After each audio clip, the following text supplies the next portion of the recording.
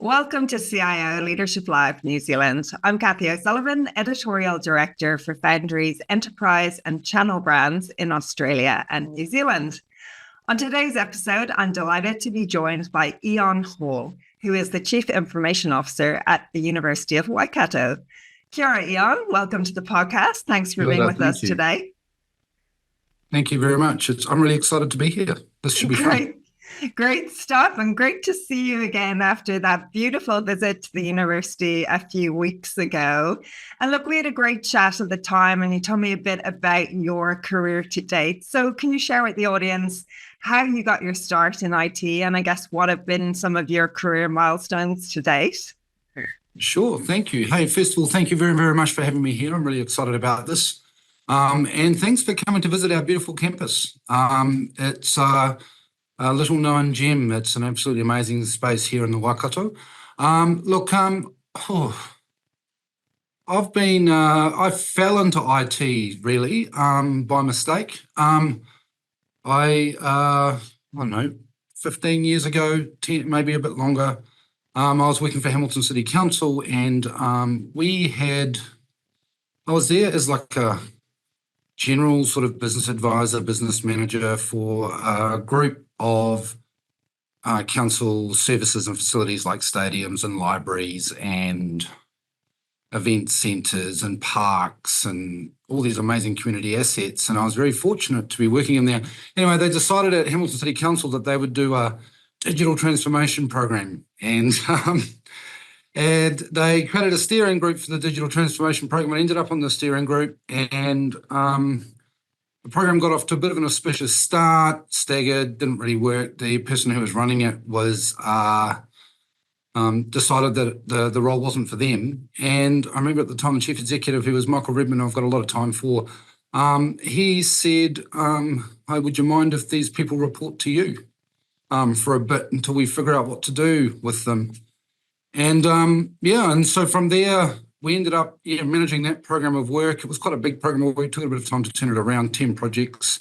And my family laughed. I remember I got home not long after the day. I said, I got a new job. I'm managing this IT program. And my son at the time was probably 6 or 7, maybe a bit older.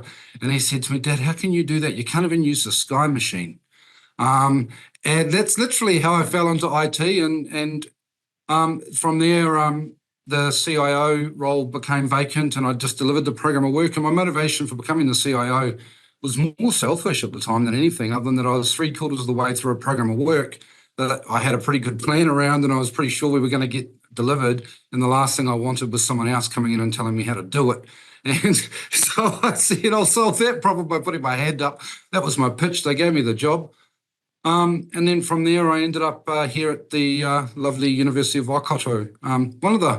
I'm sure we'll talk about this a bit later, but one of the amazing things that I've been very fortunate with is a lot of the crew that I run with now, or some of my key people, and whether they're partners that I work with, or my own staff, or peers, actually have been working with me since that beginning at Hamilton City Council. So it's been a real privilege and a journey to work with that group of people over a number of years. And I think we've had some real fun along the way and achieved some pretty cool things that I'm pretty excited to share. So, wonderful. Yeah. And looking forward to hearing more about that. So look, as you said, you've been a CIO at the University of Waikato for a number of years now. So can you tell us a little bit more about the uni, its purpose, and what you and the team look after there? Yeah, sure. So, like you said, this is a University of Waikato. We're New Zealand's, we're about the 6th largest university in terms of size. However, we're now ranked 3rd amongst the most of the ranking international ranking systems that they use around our achievements around research is even higher than that. And then just general rankings, we're ranked really highly. We think, pretty much above our weight. We're about 13,000 students, roughly. We have 3 campuses. We have one here in Hamilton. We have our Tauranga campus, which was opened recently. That was an experience. I was running facilities at the time when we opened our Tauranga campus.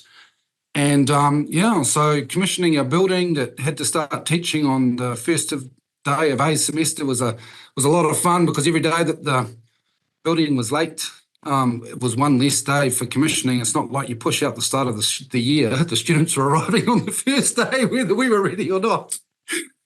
So we established all that. That was fun. We've got a lovely campus over there. It's a brand new building, beautiful views across the sea and the mount, and it's a beautiful place. And we've also got a campus in China that we run in a partnership over there in Hangzhou, and we also teach over there. So what are we here for? Like we're a pretty proud university of our roots, particularly in computer science. We've got a really strong history in computer science. Not many people know this, but it was the home of the internet in New Zealand. Our scientists were the first people in the country to connect the internet to NASA. It was the first at the time. So we're pretty proud of our heritage. Some of our graduates have gone on to do things like form lead Google's DeepMind, those other things. So we've got a pretty proud heritage in computer science. And of course, we're making a play now for what we think is a really great opportunity for the country around being the third medical school.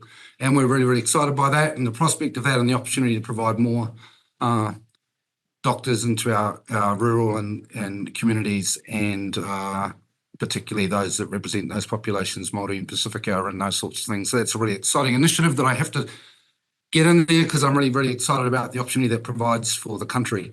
So achievements, well, university's a funny place. I think of myself more as an ISP than an IT provider. If the university is like a town, there's about 15,000 people connected to our network.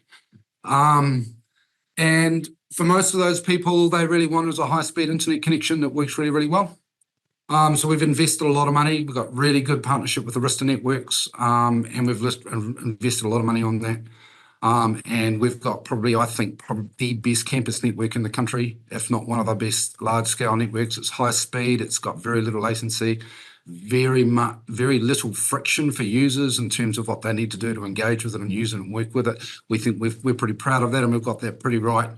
Can't say enough good things about the team at Arista, Simon and the guys. They do an amazing job. And that's probably, I know we're going to touch on this a bit later when we talk about advice and stuff, but when I was thinking about this on the way in here, and I really do think if I was giving advice to anybody who was in my situation or who were thinking about coming down this role, is to build really good relationships with people that sustain over time. And if your careers grow together and you make other people successful and you make them successful, you grow together. And there are really good people in this industry, and we're really, really lucky to have them. And I think if you search them out and you can get past the spiel and some of the big brands that are in front of them, it doesn't really matter too much. You can get some pretty amazing things achieved. And I put Arista in that group. They're a great bunch of guys. So anyway, universities are interesting. When I arrived here, we had 6 IT departments. Every faculty had its own little IT team. At Central IT, really we were a procurement really, and we would just manage things like teaching spaces. So it's been a pretty transformational journey. We've had to bring those 6 teams. We created one team. And ironically, we've ended up with some more fragmentation around the adoption of cloud and things like that. So there's some real challenges in how do you govern cloud when you've got business ownership of applications. So we had 6, everything was pretty fragmented. We had a lot of technology debt. We used to be a Google shop. And so look, over the last 7 or 8 years, we've invested a lot of time and effort in just cleaning up our legacy, cleaning up a lot of our technical debt, investing in infrastructure like networks, having a really sensible data center strategy with Spark. I mean, that was one of the few real win-win things that we've really got in this university. Not in this university, I mean, very rarely in your career are things truly win-win from the vendor and the partner, and there's usually, there's always something to be gained by somebody, and sometimes the real win-win ones are, they aren't as fair as they make out to be. But I think the relationship we entered into with Spark around our data center, where they bought our data center, was just an enormous opportunity. It was great for them. They needed a data center in the Waikato. We had a really good one. We're not very good at managing them. Our footprint in there was reducing. It solved a problem for them. And environmentally, I mean, we're not throwing away a perfectly good data center, right? It's well managed. It's got good infrastructure. It's in the right places, and it's all the equipment's there, and it's been significant investment that would otherwise gone to waste. So real win-win, and getting out of that business and the network, and then the foundations on top of that, consolidated our applications into the Oracle suite. We've now got a Microsoft platform. We've really done a pretty good job of dealing with technical debt. And we're in a really good place. The irony for us, the biggest challenge at the moment is the skills and the things that we've become really good at are not necessarily the things that we now need for us to grow as to our next evolution of IT. So that's a really interesting journey for us. Like, we are really good at large transformational waterfall projects, like really, really good at them. We just did 2 last year. We moved 20,000 accounts from Microsoft, from Google to Microsoft, including Teams and from Cisco and SharePoint and all of that. And we did that in about 9 months, and of which was about 6 weeks of actual migration. It was incredible. We moved our entire web program from onto the new Silverstripe platform. It was an enormous project we delivered. In both cases, we handed back large chunks of contingency, and we did it faster than we said we were going to do it. And we're really good at those projects now. And our big challenge is we don't have any more of those projects. We're now got a really good platform, and now we're thinking about agile and at scrums and different ways of working, and that's going to be a real challenge for us. And that's probably our biggest thing coming at us, but we're in a pretty good place. Great to hear, and thank you for that. Quite a lot of achievements in the last few years there at the University of Waikato. So, Eion, keen to understand, I guess, what's been your approach then when it comes to tech strategy? You know, you mentioned the goals that the university has, particularly around the medical school there and what it will provide to the regions. But overall, how do you ensure with your IT initiatives that they're aligning with those overall strategic goals and that mission of the university? Well, it's a really, really good question, and one that we're actually just starting to rethink about now. So previously, your strategy is a response to the situation that you find yourself in, right? And, when I took over this role, IT was a minority cost center. Order takers, were just necessary. And so our strategy there was around, and we had a lot of technology debt. So our strategy there was quite internally focused. Like, it was very much around, let's just be really good at the basics, right? And that was a direct response to where we were. Whereas now, like, we're in a situation where we've got to build strategy. And with some of these emerging trends, we're going to talk about it at some point, I'm sure, like your AI, your the consumerization of IT and the expectations that has, the younger generation that are coming through, which we see as our customers every single day. There are big challenges for us technologically, and there's big ethics conversations to be have around what we use data for, and how we use it. And so I think it's going to be more in response to those bigger, broader environmental drivers that are going on.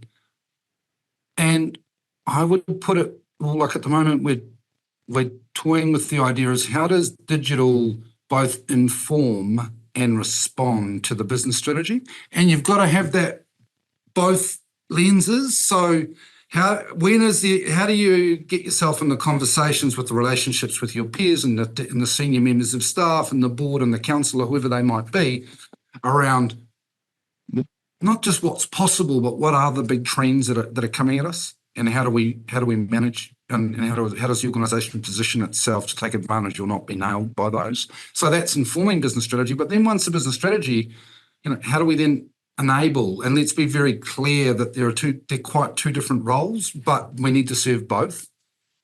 When I did my MBA many, many years ago, it feels like a very long time ago now, I remember every single paper that you go to, you do an operations management paper, and at the end of the paper, the lecturer at some point wouldn't be able to help himself but tell you why it was important that the operations manager was at its peak. And then you'd have HR person doing your organisational development, HR paper of your MBA, and that'd be the same about why HR and OD should be at the table. And then you'd have marketing, and then so on and so on and so on, and finance, and everyone going. But then if you've got a business like a council or a university, right, you've again got this head of School of Engineering, and you've got the head of School of Medicine, and you've got the head of School of the Arts and the Laws. And so, like, you end up with 14, 15 people at your table, and is that really an effective exec? I'm not 100% sure. And so I think to earn the right, you have to earn the right to be in the inner circle of the strategy making. And it doesn't really matter whether your discipline is HR or finance or marketing or IT. If you're really good at what you do and you respond and you're building those relationships for the long term, then you get invited to be both part of the setting of the strategy as well as the responding to. And that to me is the biggest difference between a CIO and an IT manager, right? Is the ability to influence at that level. And that just comes with experience. So I think that's kind of our approach, is to really to try and figure out how we have that joined up conversation around business strategy, and then how does then digital enable it rather than just being a passenger. And then from that, I think genuinely having an open mind about what the right things to invest in and what are the right approaches to things, and be genuinely curious and open-minded to different ways and new ways of doing things, because there's a lot of talent both in the partner community and in our own university and our faculties as well as our own staff, that I think we need to think more carefully about how those people feel empowered to make decisions, and as they relate to them, is probably equally important than it is being too worried about the strategic direction of the organisation as well, because they can see that stuff for you if you get the right, how do you get alignment without control, I guess is the question there. So great points raised there, and definitely that role of the CIO as strategic advisor came through really strongly in our State of the CIO study in terms of asking the line of business how they view the CIO role there. And yeah, you underline that point quite eloquently there. So can't go without mentioning AI, and you touched on it there. Are there any kind of new or emerging technologies that you're excited about? Are you implementing any AI strategies at present, or is there anything else that you're playing around with that you think, that's good for the university going forward? Look, there are a few things. I think AI is fascinating. I'm not too sure how it's going to play out. I'm not sure any of us are. I think as a sector, we've been guilty of overhyping a lot of things. Before AI, we were going to be revolutionised before 5G, and before 5G it was IoT, and before IoT it was something else. Big data, virtual reality, augmented reality, you name it. We've hyped it and said this is going to be a game changer. So I think we've got a credibility issue around this, and as a sector. Around what are the next big things. But there's no doubt that AI is hugely influential. We're using it extensively around, particularly inside ITS, around, your code development, managing those sorts of things. Absolutely, we'll be rolling out Copilot, just trying to get the governance around that right to manage that effectively. But I think more interesting than the technologies are the changes in behaviours that we're seeing in society, and how do we as institutions or as organisations respond to those changed behaviours. And so I think if you think about the whole working from home, studying from home, how do we earn the commute? What sort of society and workplaces do we want, and what is the role of technology at integrating the physical with the virtual? And how do we bring what's our role to bring a much more humanistic, whole of person approach to these interactions with people when we're increasingly replacing people with AI and technology and distance and remote and anybody from anywhere?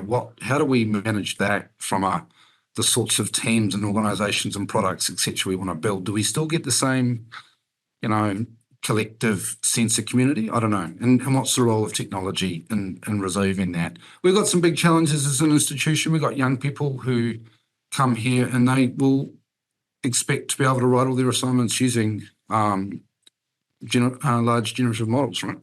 And we are now having huge debates around what does assessment look like? Do you have to submit with your assessment the list of prompts you used to get there? Let's be honest about how it was that you got there, and was that effective prompt using, and how might you have done that differently in order to get different outcomes, and is it biased or unbiased and stuff? Is that the discussion rather than the actual product itself? It's a really interesting thing from an assessment point of view. And how do you create really good video content? Look at this. You're probably at home working. We're here, we're engaging, right? So we still create all our content in a lecture theatre. not all of it, but the most of it, right? And what we're finding is we've got these lecture theatres with 100 people in them, and seat 100 people, that 10 to 15 people are watching while we create the content, and then the other 85% of them are consuming it at time and a half, probably with Copilot giving them a lecture summary, right? And the key points, right, is some large language model. And so what does that mean for us? There's some really big conversations to have. And what does it mean for data that we put in there? I'm really welcoming, and I'm really hoping that we're going to have a really grown-up conversation, I hope, as an institution shortly, because I'm going to go out to consultation on a new computer rules and regulations policy, which seems really blasé and boring. But we're hoping through that to generate some really good debate on when is data yours, when is data the institutions, what responsibility do you have for data, what responsibility does the organisation have for data, are you happy for us using data in this way, this is how we intend to use it. If I collect a whole lot of demographic and student information data and it tells me that more or less likely to be successful, and I use that data for good, is that okay to still collect that data? I don't know. There are some big conversations to be had around that. And we can track people, right, on campus, where they go, where they've been, what time, how much time they spend in certain places, those sorts of things. We have those abilities to do that. How do we have a debate, I think, as a sector, as a society, about how we should be using these technologies? And I'm really hoping to drive some of that debate at the university, because if we can't have it at a university, where can we have it? So I'm really, really hoping that when I put my CCTV and AI policy out there and those sorts of things for debate, I'm even hoping we might get a bit of media coverage, because that would be healthy for us to have grown-up conversations about what data we're capturing, how we're using it, how we're using AI, are we comfortable with that? And it's going to be heated, and I think it's going to be difficult, but it shouldn't stop us shying away from it. And I think, for me, that's probably what I think is going to be the most fascinating piece of, not so much innovation, sort of skirts your question there, but the big challenge for us as a sector and that innovation is going to be part of the answer to. Yeah, some big questions to be asked there of the campus and the community. And yeah, it'll be interesting to hear what comes from that conversation. So look, Eion, you mentioned earlier that, you know, you've done a lot of upgrades of old technology at the university, and that you are experimenting with innovation. You're using AI extensively. So how do you balance that need for, you know, looking at cutting edge technology or emerging technology, and that importance of, you know, maintaining your existing stack and making sure your IT infrastructure and systems are being kept up to date? That's a huge challenge, particularly for people like me who love shiny new things and bigger questions. A big part of it is hiring really good people and trusting them to make good decisions. And I mean, it's different in any industry. I think that's a big part of it. So I'm not going to tell somebody, a senior engineer who's very competent, who knows this environment like the back of his hand, how much time he should spend on BAU versus how much time he should spend on, you know, projects and stuff. I'm going to ask a lot of them in terms of projects and stuff, and it's up to him he'll push back, hopefully, if we've got the environment right when it's too much. And he'll balance that. I expect they, shouldn't say him, they will balance that against their BAU. And as long as we empower them, I think we're okay. A big part of it, though, is just the common sense stuff that I'm sure everybody in my position is doing, which is just getting the commodity stuff into a state where it's just run state. We have a PBTech on campus. That's a nice initiative for us. They're another good partner of ours. They do a great job. So if you've got a problem with your IT here and you need a new laptop, you go and see PBTech. What do you do at home? You go and see PBTech. I need a new phone. What do I do? Go and see PBTech. And it works really well, right? So because people get it, right? I need a new HDMI cable. Okay, well, go and see them. They'll sort you out. Right, and we're helping them move further up the value chain, and that takes that headache off. Selling our data center, that takes away the headache of managing and running a data center. Like, we can just consume it. So why we've gone down the SaaS model with like Oracle Cloud and HCM. I mean, Oracle's not a particularly nice or user-friendly product, but any ERPs, so I hope there's no ERP listeners there, they're all a bit nasty, and you have to jam them in and then spend a few years massaging them to make them work. They're all a bit uncomfortable and horrible. But hopefully by going to the SaaS model, then that'll stay current and we won't have to do the big ones again. And I think that's a big part of it, is being very clear in the value chain of where your partners can help and where where your edge is, and how do you get that balance right? And I think you do that by having an amazing campus that's a beautiful environment that people want to hang out in, and hopefully creating enough excitement around some of the projects and stuff like that that you attract really good people, and they manage those things for you. I guess that's my secret, if there is one. And look, another challenge that I know keeps a lot of CIOs and CISOs awake at night is, of course, the ever-evolving threat landscape. So what's your approach to cybersecurity then? How do you ensure that security and the privacy of the data? And I'm sure you've got a lot of student and staff data in your IT systems. So how do you ensure that security and privacy? Well, investment, a lot of investment, time. We have to do it at design. So our network has absolutely no horizontal or lateral movement on it. We've stopped it, right? So we've taken the ISP view. We were saying every user should only be a risk to themselves. And if we can manage that, so i.e. if I'm infected, I can't infect anyone else in my network at an individual level, then somewhat I've managed that risk where I can. I'm being very clear on what's important and what you need to protect and what's not, and not making the stuff that's not difficult. So like we say, like I said, we're an ISP for 80% of our users. We provide an internet connection, right? So there's no big drama. But if you want to access my student management system or my core financial records or my core student records, you probably have to give over rights to your firstborn, right? But people accept that if it's only confined to that small part of the role, which is the sensitive data. Where people get frustrated and they fight and push against that is when you put those same controls and stuff that when the risk isn't as high. And I think that's a critical part of our strategy, is being very clear on what's important and what we have to protect, and make no apologies, and be very transparent about that and make no apologies for that, but not to have the same. Like, we have 100% unfiltered, ungoverned, unmanaged internet access for everybody. Right. If you want that, that's that. I've got researchers that research the dark web. I've got researchers that create malicious software, right, for research purposes. We can't trust our own, never mind the people out there with their bad code, So for us, it's about zero trust, and then just being very, very clear. The thing I'm a bit excited about, again, our policies stuff, is we are making the responsibility for data sitting with the data owner, not with the central IT function. So if you're running the School of Health and you're the Dean of Health, you are responsible for the privacy of the data that your school holds and creates. Hey, we'll help you, but it's just like kind of a health and safety culture. So we're trying to build it in that way. That's changed the conversations a lot more at the management and the senior leadership level, by saying, they're coming to me saying, I've got a whole lot of risk here. How can I manage it? Versus me going to them going, you've got a whole lot of risk there. Let me manage it. And so that's also part of it, being very clear about not only what is important, but who's accountable and responsible for its security. And it's often not ITS. As I said to my boss, I need very little data to run IT. That's such an interesting approach. I love that. Really, really great that you are approaching it in that manner, and making it other people's responsibility as well, and not just on your team. And look, Eion, you spoke earlier about some of the partners that support you at the University of Waikato.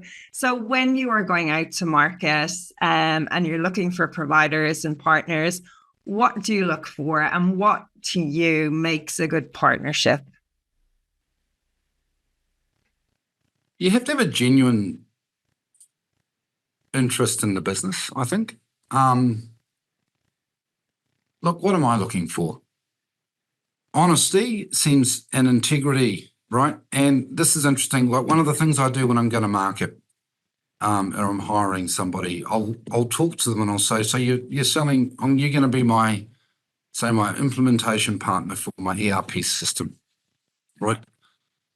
I'm less interested in your showboat references that you're going to give me that are pre-canned. I'm more interested in the ones where we can have an honest conversation that says, when I tried to do the ERP at Company Y, we actually got kicked out of there on our backsides because we didn't get it right. And what we didn't get right was this and this. And if we would do it again, we're honest about where we've got it wrong, and we're actually honest about if we were to do it again, what we'd do differently next time.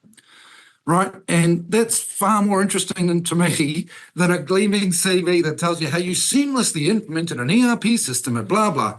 Well, you either had too much money or it's a lie, because no one's seamlessly done it, right? They're horrible. Let's be honest about these things, which are difficult, but be honest about the learnings and why we've got the battle scars and the things we have that makes us more effective at it. So that's a big part of it. That's what I mean about honesty and integrity, right? Is I'm looking for demonstratable experience at learning rather than necessarily the results on their own is what I'm looking for in partners. And then just for where there are genuinely win-win opportunities. Where somebody is wanting to use our name or our brand or access to our researchers in return, we would like product and there's a natural synergy there between the two organisations, and they make a bit of profit and we get access to resourcing and they get access to ours and they take on our grads and that's good for our reputation or whatever. Like, we're looking for those genuine partnerships that don't really cost a lot of money to add too much to around the edges, and that also helps. It's a real challenge as we're becoming increasingly managed. I mean, central government, we're independent of central government universities, but they like to get more and more of their hands on us around demands around our procurement policies are starting to look more and more like central government procurement policies, although previously they haven't. So that's a challenge for us to manage, and I have a hats off to all my friends in central government who manage that sort of thing. That's a challenge that we're having to grapple with, but like genuinely, we just want genuine partnerships and have a track record for learning. And I think if we get that right, isn't that what you'd look for if you're employing somebody? Or most relationships, and I don't think it's terribly different. Indeed. Now, look, switching gears a bit, tell us a bit about you as a leader, Eion. How would you describe your leadership style? I think my team would say I'm frantic.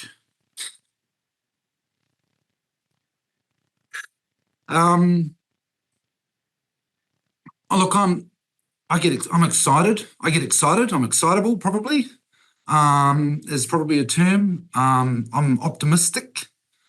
I think that goes a long way when you're leading people, I hope, is people that you're excited about the opportunity that's in front of you and that you're optimistic about our ability to execute on whatever that opportunity is. I hire good people and then figure out what roles they might play.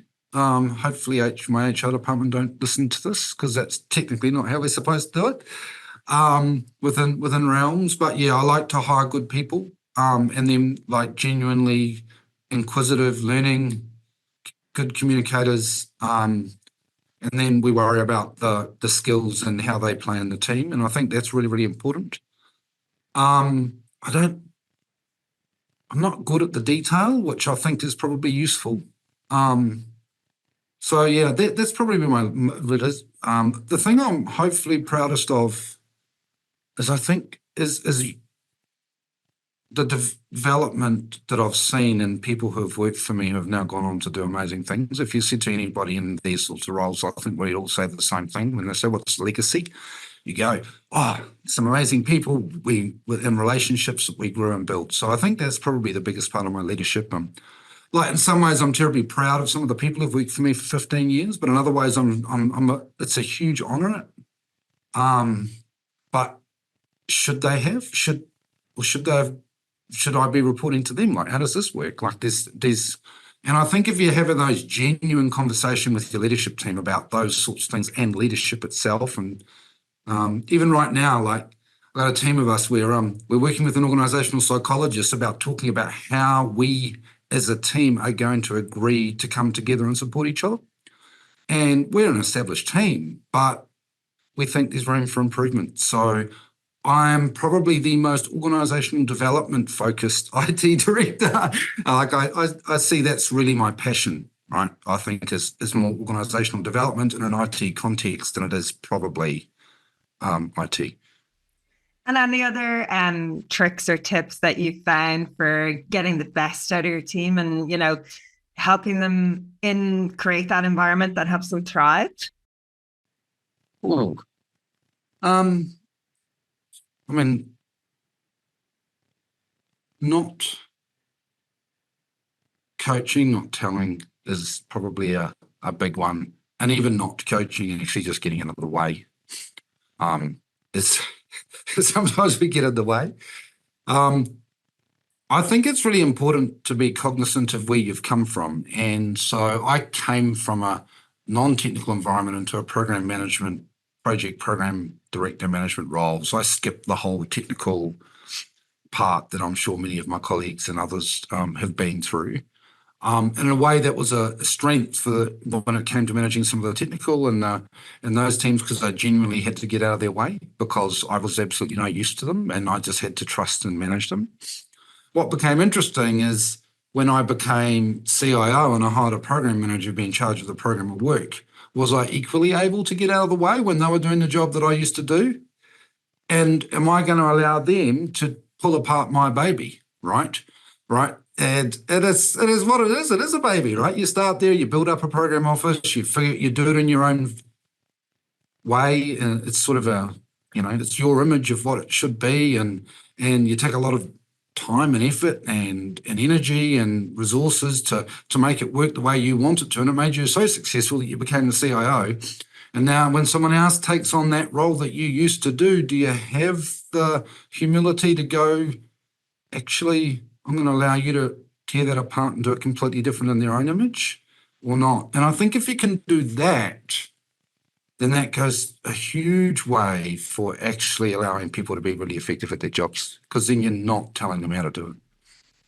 So what would be your hopes for the next generation of CIOs coming through? Any advice that you give them?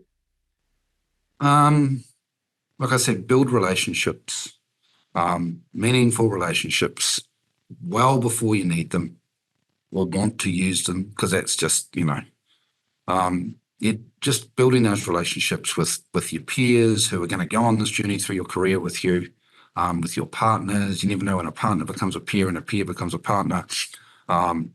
Support those people who genuinely want to make a difference, and they'll support you if you genuinely want to do it, make a difference as well. And that's probably my biggest advice. And just commit. Like, one of the things I've learned pretty quickly is there's a million ways of doing anything in IT. And it actually doesn't really matter terribly much which way you do it. Just pick one and commit, and just fight and just take a stance and have a crack at something. And if it doesn't work, get off that one and try the next one, but commit to it. Don't spend too much time wondering if something is the right thing to do or not. Great advice. And listen, tell us what is important to you in the months ahead. Any other exciting initiatives in the pipeline for you and the team at University of Waikato? We're really excited about the medical school.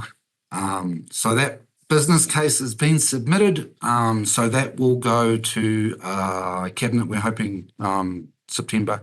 We're pretty excited that it was in Luxon's 90-day plan, his next 90-day plan to get that signed off. We're hoping that he wouldn't do that if there was good political support. We think we can make a big difference in this. We're looking at a completely different model. It's not a medical school as Auckland or Otago currently have. It's postgraduate taught. It focuses purely on primary health. The whole theory is we recruit from the areas that we need the doctors in, and then we send the people back. We know that New Zealand's completely underserved in medical schools when we benchmark internationally.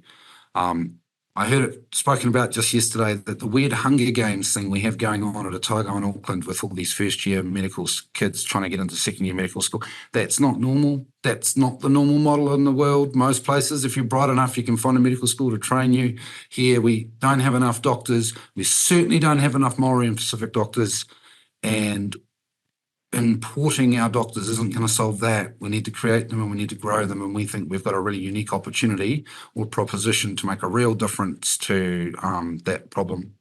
And isn't that why we're here? Is to make bigger changes and impact on society as a whole rather than necessarily just about the tech. So that's got us pretty excited. And we're really excited about, there's a lot of partners out there who are really keen to engage with us on the technology of this, because it's not often that you get a chance to build a medical school from new. And we're really excited. We want it to be a completely dry medical school, a lot of virtual reality, a lot of robotics, those sorts of things.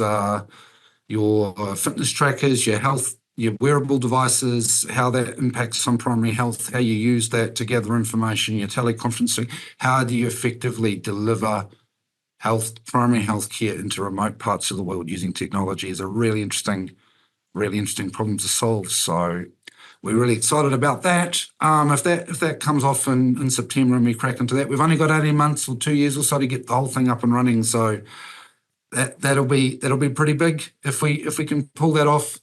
Otherwise, look, we're ripping into a bit of an enterprise digital strategy, and that's going to be fun and exciting to do as well. And just a bit of sanity check is what's the role of digital in this organisation, and how does digital influence the organisation strategy are two questions that we're going to put a lot of money, our time and effort into.